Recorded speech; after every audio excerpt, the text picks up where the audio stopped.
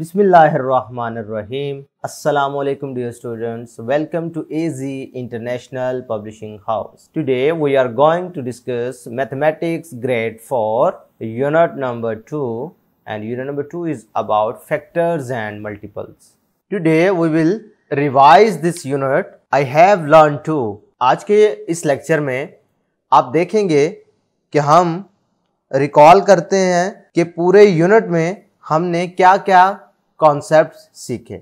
सबसे पहले हमने देखा identify the divisibility rules of 2, 3, 5 and 10। हमने इनके रूल्स सीखे कि कैसे पता चलता है कोई नंबर 2 पे डिविजिबल है, कैसे पता चलता है कोई नंबर 3 पे डिविजिबल है, कैसे पता चलता है कोई नंबर 5 पे डिविजिबल है या 10 पे डिविजिबल है।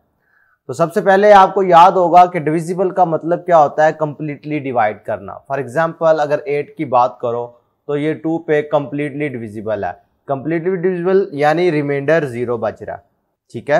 अब उसके बाद हमने use the divisibility rules of 2, 3, 5 and 10 for 5 digit numbers. हमने 5 डिजिट नंबर तक इन रूल्स को अप्लाई करना भी सीखा कि कोई नंबर 2 से डिवाइड हो रहा है या नहीं। मैं मिसाल देता हूं, फर्ज करें हमारे पास ये नंबर लिखा हुआ है, ये 5 डिजिट नंबर है, तो क्या ये 2 पे डिविजिबल है? हाँ जी, ये 2 पे डिविजिबल है। वजह क्या है कि इसके वंस प्लेस पे 0 है। आगे देखें, 2 + 7 करें तो 9 हो जाता है, यानी कि अगर तमाम डिजिट्स को ऐड करने से आंसर जो आए वो 3 पे डिविजिबल हो, ठीक है, तो वो नंबर भी कंप्लीटली डिविजिबल बाय 3 होता है। इसका मतलब है ये 27,000 3 पे भी डिविजिबल है।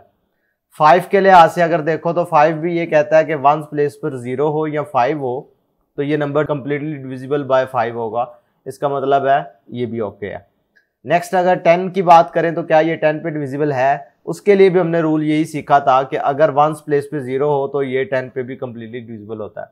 ये चीजें हमने सीखी थी। Identify and differentiate between prime and composite numbers, ठीक है।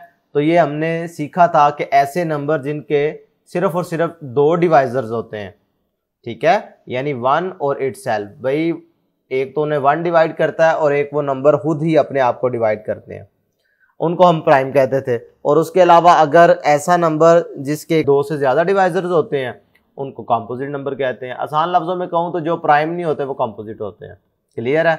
और इसमें हमने एक इंपॉर्टेंट बात सीखी थी कि 1 is 0 and 1 are neither prime number nor composite number, ठीक है। अभी ये ना तो प्राइम में आते हैं ना कंपोजिट में आते हैं। इसका मतलब है प्राइम नंबर जो स्टार्ट होते हैं या कंपोजिट नंबर स्टार्ट होते हैं वो 2 से ऑनवर्ड होंगे। क्लियर है मेरी बात?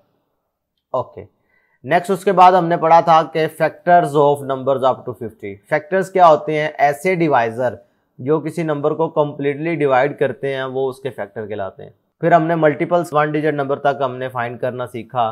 तो मल्टीपल्स क्या होते थे? किसी भी नंबर के अगर आपने मल्टीपल फाइंड करने हैं तो उसे 1, 2, 3, 4, 5 यानी अप टू ऑनवर्ड जितने मल्टीपल्स उन्होंने कहा गया है, फर्ज करें 50 मल्टीपल फर्स्ट का है तो आपने 50 तक जो है उस नंबर को तमाम पिछले नंबर से मल्टीप्लाई कर देना, तो वो उसके मल्टीपल निकल आएंगे।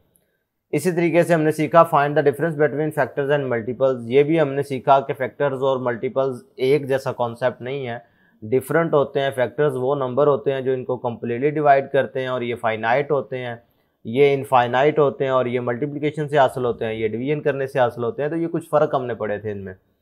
इसी तरीके से हमने नेक्स्ट पढ़ा था कॉमन प्राइम फैक्टर्स के बारे में और प्राइम फैक्टराइजेशन के बारे में। प्राइम फैक्टराइजेशन क्या होती थी? प्राइम फैक्टराइजेशन किसी भी नंबर को उसके प्राइम फैक्टर में प्रोडक्ट की शक्ल में लिखे जाने वाले अमल को प्राइम फैक्टराइजेशन कहते थे। और कॉमन प्राइम फैक्टर्स में हमने ये देखा था कि ऐसे प्राइम फैक्टर्स जो 2 नंबर्स में एक जैसे हों वो उनके कॉमन प्राइम फैक्टर्स कहलाते थे। इसी तरीके से नेक्स्ट हमने सीखा था find the common factors of 2 और मोर नंबर। एक वर्ड यूज हो रहा है कॉमन प्राइम फैक्टर्स, एक वर्ड यूज हो रहा है कॉमन फैक्टर्स का। कॉमन फैक्टर्स का मतलब होगा कि 2 नंबर्स में से जो एक जैसे डिवाइजर आए, ठीक है, वो कॉमन फैक्टर्स कहलाते हैं। मिसाल के तौर पर अगर हम फर्ज कर लेते हैं फैक्टर्स ऑफ 12 की बात करते हैं, 12 के कौन कौन से फैक्टर हैं? 1 है, 2 है, 6 है, 4 है, 3 है, 12 है। ये सारे नंबर 12 को डिवाइड करते हैं ना। इसी तरीके से अगर मैं फैक्टर ऑफ 8 की बात करता हूं तो फैक्टर ऑफ 8 क्या बनते हैं? 1, 2, 4 और 8, ठीक है। तो इनमें से अब देखो 1 भी इनमें भी है, इसमें भी है 1, और 4 इसमें भी है, इसमें भी है। इसका मतलब है ये जो 3 फैक्टर आए हैं ना, जो एक जैसे हैं, इनको कॉमन फैक्टर्स कहते हैं। ठीक है, इसी तरीके से अगर कॉमन मल्टीपल्स की बात करते हैं तो कॉमन मल्टीपल्स ऑफ 2 और मोर नंबर्स में क्या होता है कि ऐसे मल्टीपल जो दोनों में मौजूद है। मिसाल ले लेते हैं इसकी भी, अगर 4 के मल्टीपल देखो तो ये बनते हैं। ठीक है, यानी 4 का टेबल जो है। और अगर 2 के मल्टीपल देखो तो बनते हैं ये। बात समझ आ रही है? And so on. तो इनमें से देखो ये 4 जो है इसमें पहला कॉमन आ रहा है, उसके बाद ये 8 जो है ये कॉमन आ रहा है। बात समझ आ रही है? इसी तरीके से 12 और इसी तरीके से आगे 16 आप देखते जाएंगे नंबर्स कॉमन आते हैं। तो ये कहलाते हैं कॉमन मल्टीपल्स। तो ये हमने तमाम कॉन्सेप्ट जो सीखे थे, मैंने आज के वीडियो लेक्चर में आपको पूरे यूनिट के तमाम कॉन्सेप्ट रिकॉल करवाए। ठीक है, ये वोकैबुलरी वर्ड्स हैं जो हमने इस यूनिट में यूज़ किए हैं। क्लियर है मेरी बात? और इनके बारे में मैं इन डिटेल आपको बता चुका हूँ। आज के लिए इतना ही। अल्लाह हाफिज़।